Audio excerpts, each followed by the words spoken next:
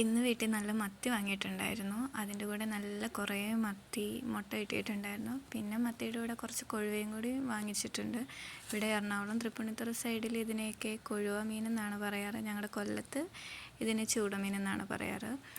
അപ്പോൾ ഇന്ന് ഞാൻ കൊല്ലം സ്റ്റൈൽ മീൻ കറിയാണ് വെക്കാൻ പോകുന്നത്. അതിന് വേണ്ടിയിട്ട് കുറച്ച് മത്തി, പിന്നെ കുറച്ച് ചുവന്നുള്ളി, ഇഞ്ചി, പച്ചമുളക്, പാതി തക്കാളി മാത്രമേ ഞാൻ എടുത്തിട്ടുള്ളൂ. കാരണം എനിക്ക് വേണ്ടിയിട്ട് മാത്രമാണ് വെക്കുന്നത്. പിന്നെ ചട്ടി വെച്ചു, കടുക് പൊട്ടിച്ചു, ഉലുവ പൊട്ടിച്ചു, വെളുത്തുള്ളി ഇട്ടു, ചുവന്നുള്ളി ഇട്ടു, പച്ചമുളക്, ഇഞ്ചി എല്ലാം കൂടി ഇട്ട് നല്ലപോലെ ഇട്ട് മൂപ്പിച്ചിട്ടുണ്ട്. പിന്നെ അതിനുശേഷം കുറച്ച് കറിവേപ്പിലയും കൂടി ഇട്ട് ഉപ്പ് ഇട്ട് നല്ലപോലെ വഴണ്ടി വരുമ്പം ബാക്കിയുള്ള തക്കാളിയും കൂടി ഇട്ടിട്ട് ഇതെല്ലാം കൂടി നല്ലപോലെ മൂപ്പിക്കുക.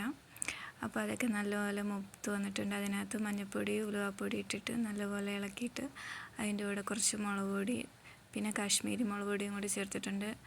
രണ്ടും കൂടി നല്ലപോലെ പച്ചമണം മാറുന്ന കണക്ക് വഴറ്റുക. കുറച്ച് മല്ലിപ്പൊടി, കുറച്ച് കുരുമുളക് പൊടിയും കൂടി ഇട്ടിട്ട് നല്ലപോലൊക്കെ ചൂടാക്കി എടുക്കണം. അതിൻ്റെ ഒരു പച്ചമണം മാറുന്നിടം വരെ.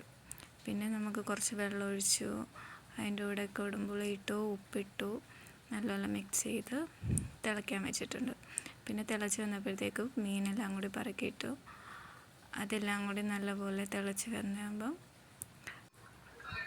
നല്ലപോലെ മീൻകറി തിളച്ച് കഴിഞ്ഞിട്ടുണ്ട്.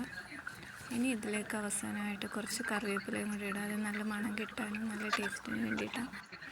പിന്നെ കുറച്ച് മത്തിയുടെ തലയും കൂടി എടുത്തിട്ടുണ്ടായിരുന്നു. അതിനകത്ത് മഞ്ഞൾപ്പൊടി, കുരുമുളക് പൊടി, കുറച്ച് ഉപ്പ്, കുറച്ച് മുളക് പൊടിയൊക്കെ ഇട്ടിട്ട് നമ്മൾ മീനിന് വേണ്ടിയിട്ട് പുരട്ടുന്ന കണക്ക് മസാല പുരട്ടിയിട്ട് നല്ലപോലെ വറുത്തെടുത്തിട്ടുണ്ട്. ഇതാണ് ഇന്നത്തെ സ്പെഷ്യൽ കൊല്ലം. Okay, by.